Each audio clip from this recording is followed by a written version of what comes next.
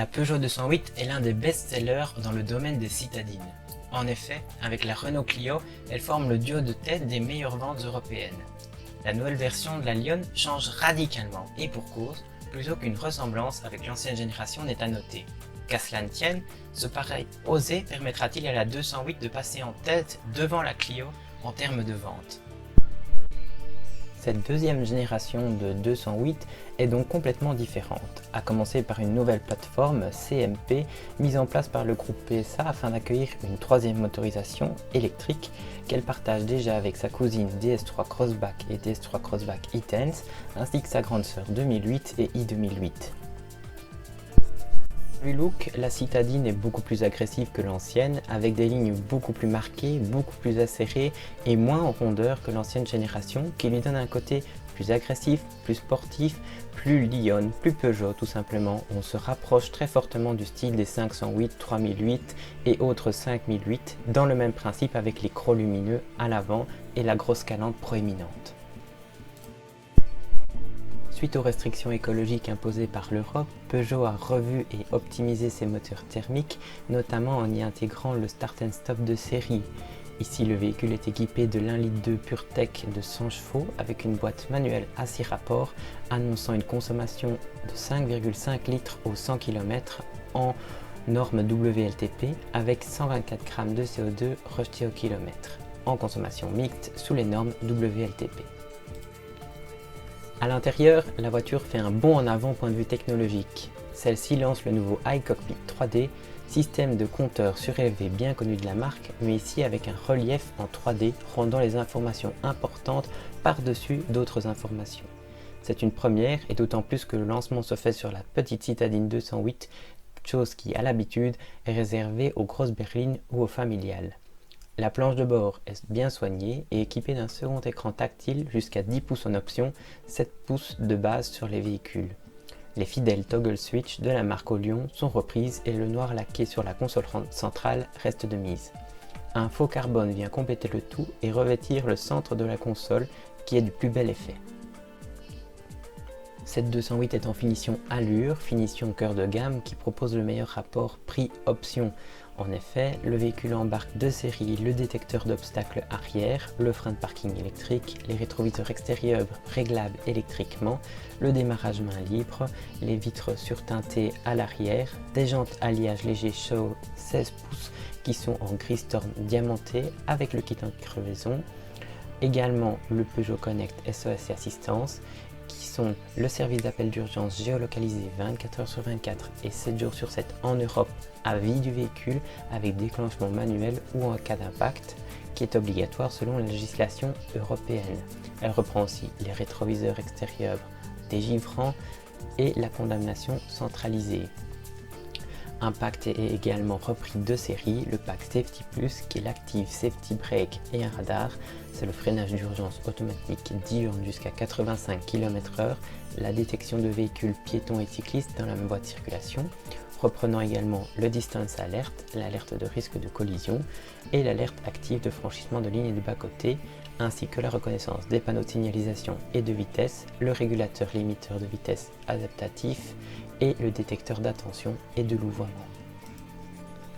Cette 208 est équipée de plusieurs options, à commencer par le Peugeot Connect, qui est la navigation 3D connectée avec reconnaissance vocale, un écran 10 pouces tactile, la fonction DAB, 4 prises USB dont une type C, le mirror screen avec Apple CarPlay et Android Auto et le Bluetooth à 950 €.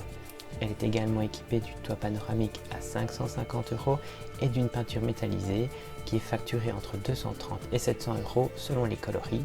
Seule la teinte jaune faro est comprise de série.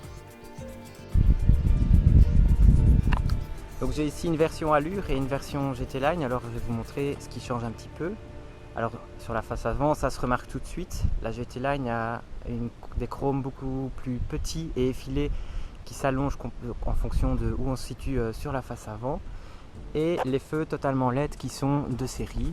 Donc ça, ce sont les gros changements entre la GT Line et la Allure. La Allure, elle a que des feux halogènes, par contre elle a aussi les crocs lumineux et du chrome sur la façade avant. Sur ce point là, il n'y a rien d'autre qui change entre les deux voitures. Voilà les LED ici. Donc éclairage full LED adaptatif, les feux qui changent automatiquement en route et en croisement en fonction de la luminosité. Alors sur les côtés, la GT Line elle a les bords de roue qui sont en noir laqué, un très bel effet sportif, alors que la mienne elle n'a rien, c'est dans la couleur de la carrosserie. Elles ont toutes les deux les rétros rabattables électriquement, sur la GT Line en noir et sur la Allure dans la couleur carrosserie. À l'arrière, sur la custode on retrouve le monogramme GT Line, alors que sur l'Allure il n'y a rien, et on a également les passages de roue en noir. Voilà les différences. Et point de vue des jantes, la Allure elle a des 16 pouces appelés SO en gris, et la GT Line a des 17 pouces avec des inserts plastiques, très jolis aussi. Au niveau de l'arrière, la GT Line est équipée d'un béquet sport grâce au pack sport, donc béquet qui est complètement noir Black Diamond, et ici avec l'option toit Black Diamond, avec une antenne typique au GT Line, alors que la Allure elle n'a qu'un simple béquet qui est en partie Black Diamond et une antenne classique. Pour le coffre, l'ouverture est intégrée dans le bandeau laqué et est facile d'accès. Alors le coffre lui est légèrement plus petit que l'ancienne, il n'accepte plus que 261 litres, ce qui reste un coffre acceptable pour la norme mais plus petit qu'une Clio ou une Polo. Point de vue de la concurrence, la Peugeot 208 Allure s'aligne sur la Renault Clio Intense qui s'avère être légèrement mieux équipée de série vu qu'elle propose les feux LED et la commutation automatique des feux de route vers les feux de croisement de série. Mis à part cela, les deux véhicules sont identiquement équipés, à savoir d'un écran de 7 pouces, les phares et les essuie-glaces à déclenchement automatique, l'air conditionné, les rétroélectriques, le démarrage main libre, régulateur et limiteur de vitesse, le freinage d'urgence actif, le radar de recul et une sellerie tissu.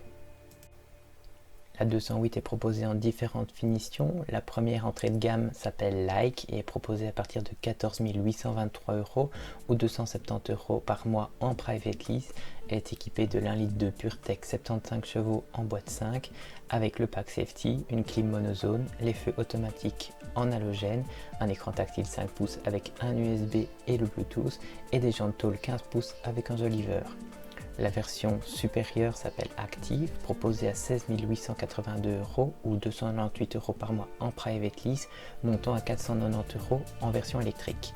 Elle est proposée avec le 1 litre de PureTech de 75 chevaux en boîte 5, l'1 litre de PureTech de 100 chevaux en boîte 6 ou l'1 litre de PureTech de 100 chevaux en boîte automatique 8. Point de vue diesel, on a l'1 litre 5 Blue HDI 100 chevaux en boîte 6 ou un moteur électrique 136 chevaux en automatique. Elle est équipée des équipements Like, plus les rétroviseurs électriques dégivrants, les vitres teintées, le volant multifonction et des jantes tôle 7 pouces avec enjoliveur. La finition d'essai est la finition Allure, proposée à 19 305 € ou 328 € par mois en private lease ou 501 € par mois en électrique. Elle est proposée avec l'1 litre de PureTech 200 chevaux en manuel 6, l'1 litre de PureTech 200 chevaux en boîte auto à 8 rapports, l'1 litre de PureTech de 130 chevaux en boîte auto à 8 rapports, le seul diesel 1 litre 5 Blue HDI 100 chevaux manuel 6 et la version électrique de 136 chevaux auto. La finition GT Line, elle est proposée à partir de 20 879 € ou 347 € par mois en private lease, montant à 520 € si on la prend en électrique. Elle propose les mêmes moteurs que la finition Allure avec les feux LED avec commutation auto et essuie-glace auto, les vitres teintées, la caméra de recul, le pack safety plus les rétroélectriques et le sport pack. La finition GT, quant à elle, n'est disponible qu'en électrique pour l'instant à 34 789 € ou 546 € par mois en private lease. Elle est équipée du moteur électrique 136 chevaux en boîte auto, équipée des équipements GT Line avec Proximity, les sièges chauffants, le système surveillance d'angle mort, le Peugeot Connect et les jantes alliage 17 pouces. Cette 208 Allure est donc proposée à 19 305 € ou 328 € par mois en private lease. Qu'est-ce donc le private lease? Le private lease, c'est tous les avantages d'un leasing pour le particulier, à savoir l'assistance 24 h sur 24, 7 jours sur 7 Peugeot, la taxe de mise en circulation et de circulation annuelle payée, l'assurance RC et dommages sur le véhicule, les entretiens, un véhicule garanti toute la durée du contrat, les pièces d'usure, un véhicule de remplacement mis à disposition en cas de panne, accident ou perte de clé.